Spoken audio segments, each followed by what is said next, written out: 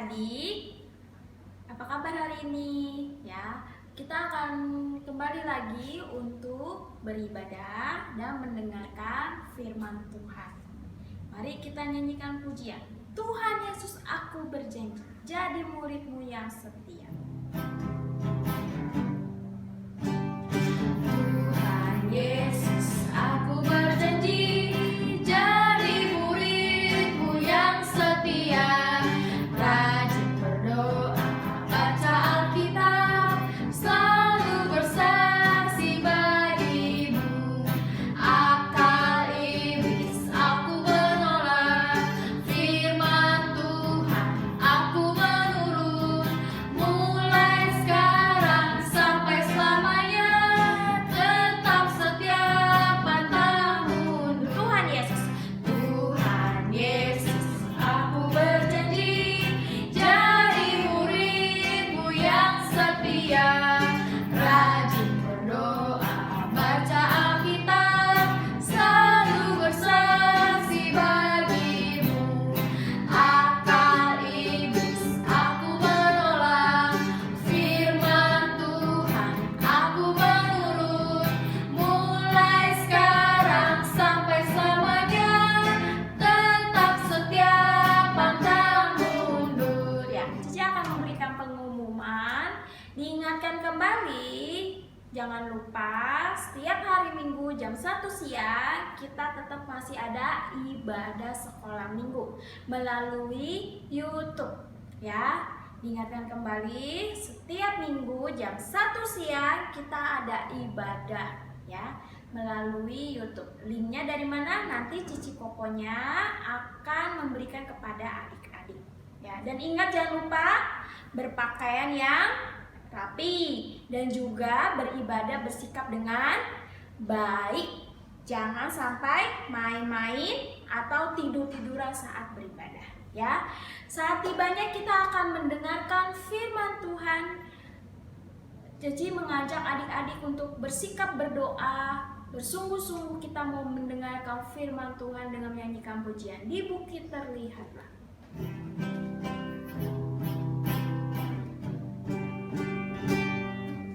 Di bukit terlihatlah salib Tuhan Yesus. Dia rela mati bagi umat manusia. Darahnya tercurah tebus dosa kita.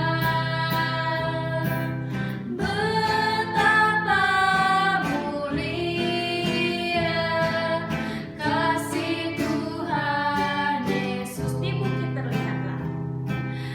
Di bukit terlihatlah salib Tuhan Yesus. Dia rela mati bagi umat manusia. Darahnya tercurah tebus dosa kita. Betapa mulia kasih Tuhan Yesus. Adik-adik, mari kita berdoa. Tuhan Yesus, terima kasih Engkau telah menebus dosa kami. Engkau mau menggantikan kami di hukuman di atas kayu salib. Kami bersyukur Engkau menyelamatkan kami. Ya Tuhan, pada hari ini kami akan mendengarkan firman Tuhan. Biarlah kami memiliki hati yang sungguh-sungguh untuk mendengarkan firman Tuhan. Hati yang sungguh-sungguh mau mendengar, mau diajar oleh firman Tuhan. Tolong ya Tuhan, pimpinlah pemberitaan firman Tuhan hari ini. Dalam nama Tuhan Yesus Kristus kami berdoa. Amin. Selamat malam adik-adik.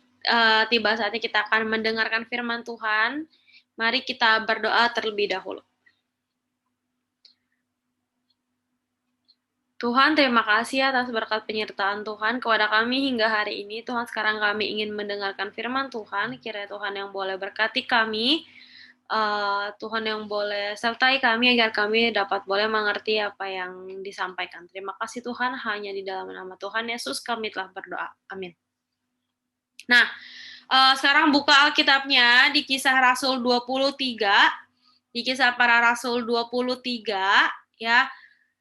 Nah, di dalam perikop ini, dalam pasal ini, minggu kemarin itu kita udah dengar ya, udah baca juga tentang tentang 40 orang ya, 40 orang yang mau berusaha untuk membunuh Paulus. Nah, ya.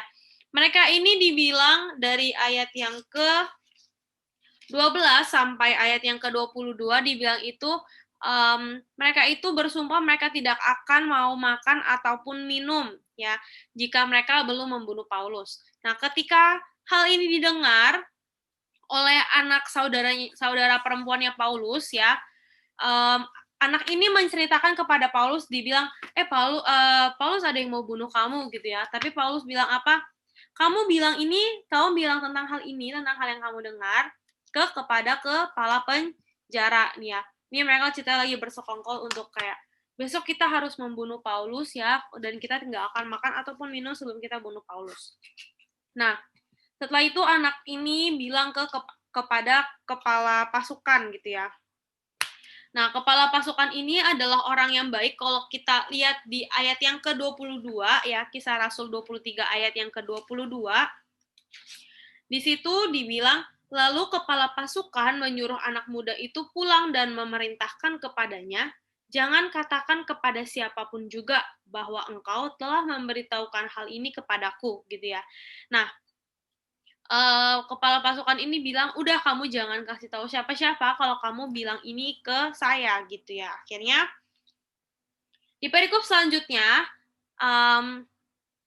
kepala penjara ini ingin menyelamatkan Paulus ya dengan cara memindahkan Paulus ke Kaisarea.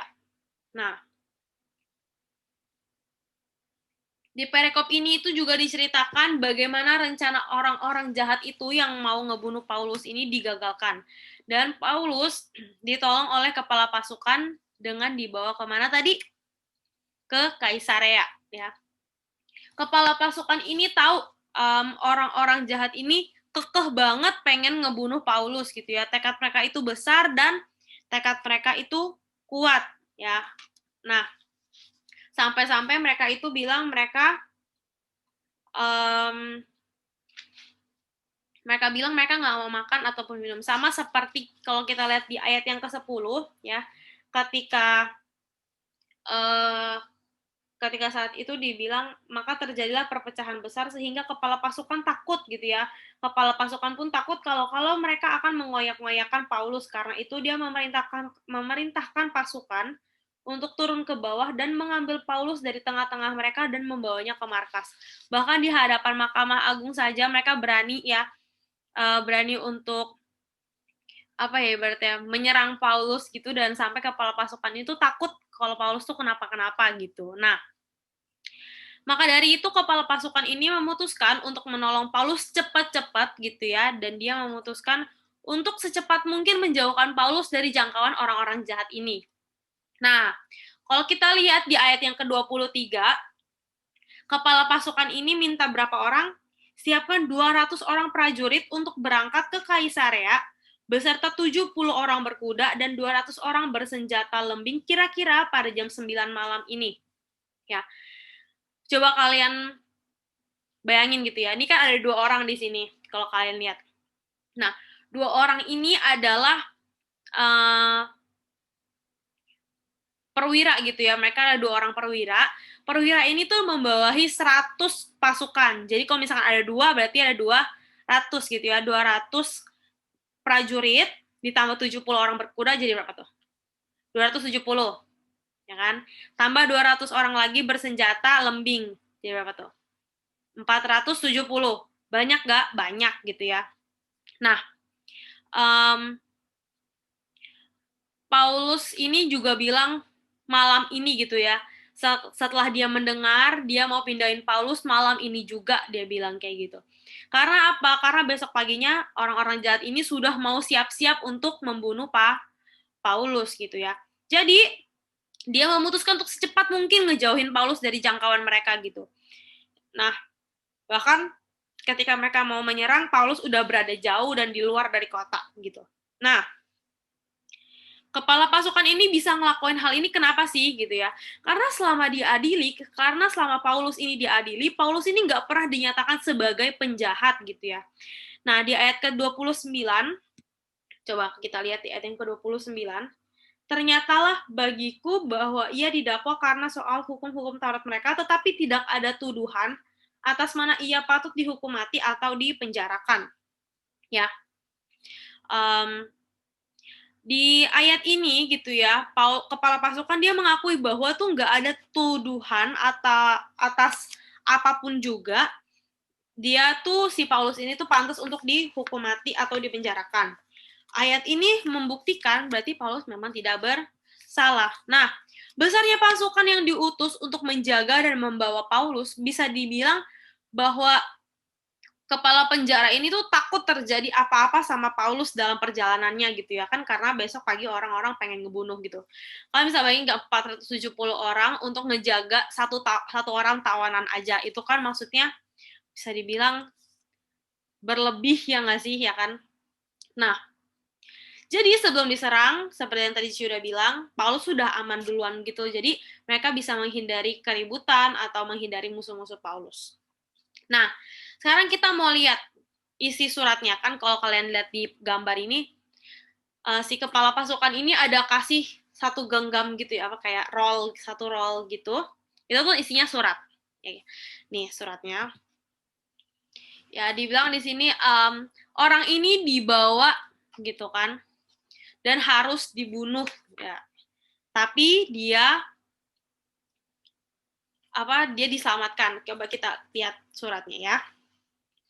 Dia tulis di surat di ayat 25, ia menulis surat yang isinya sebagai berikut. Salam dari Claudius Lysias kepada wali negeri Felix yang mulia.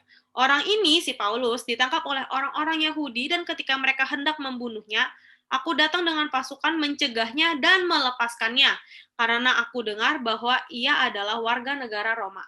Untuk mengetahui apa alasannya mereka mendakwa dia, aku menghadapkannya ke mahkamah agama mereka.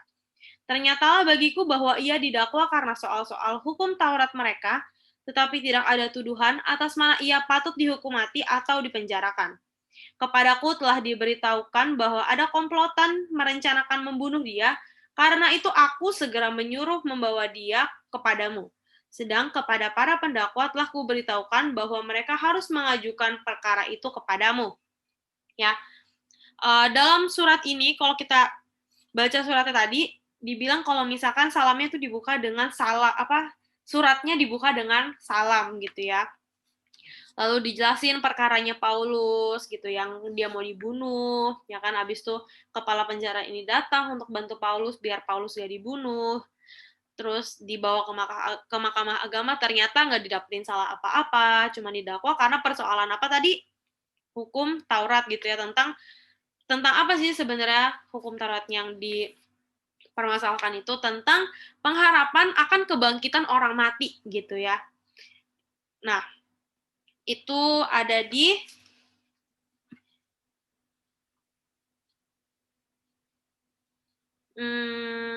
ayat yang ke-6. Kisah Rasul 23 ayatnya yang ke-6. Dan karena ia tahu bahwa sebagian dari mereka itu termasuk golongan orang Saduki dan sebagian termasuk golongan orang Farisi, ia berseru dalam mahkamah agama itu, katanya, "Hai saudara-saudaraku, aku adalah orang Farisi, keturunan orang Farisi, aku dihadapkan ke mahkamah ini karena aku mengharapkan akan kebangkitan orang mati," seperti itu. Nah, jadi menurut si kepala pasukan ini, Paulus ini nggak mungkin bisa dihukum mati ataupun dipenjara gitu ya. Terus kepala pasukan ini juga cerita kalau misalnya ada komplotan orang-orang yang mau ngebunuh si Paulus ini. Makanya dia harus langsung dibawa ke Kaisarea untuk adili dengan lebih adil gitu ya. Nah, setelah baca ya Wali Negeri Felix ini dia memutuskan untuk menyelidiki perkara ini ya. Kita bisa lihat di ayat selanjutnya. Pokoknya setelah para pendakwa ini, tapi dia mau diadili tapi setelah para pendakwanya datang gitu ya. Jadi Paulus ditahan di istana Herodes seperti itu. Nah, dari cerita ini kita bisa tahu apa sih, kita bisa lihat apa sih? Kita bisa lihat betapa adilnya Tuhan kita itu mau menyertai umat-umatnya, menyertai anak-anaknya, menyertai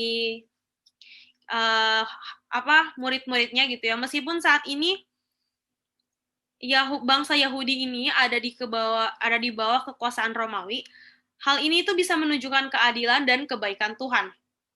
Pasukan Romawi yang dikerahkan untuk melindungi Paulus itu nampaknya sudah cukup gitu ya, tadi sudah bilang, kayak bahkan bisa dibilang berlebihan untuk jaga seorang tahanan aja, masa butuh sampai hampir 500 orang gitu kan.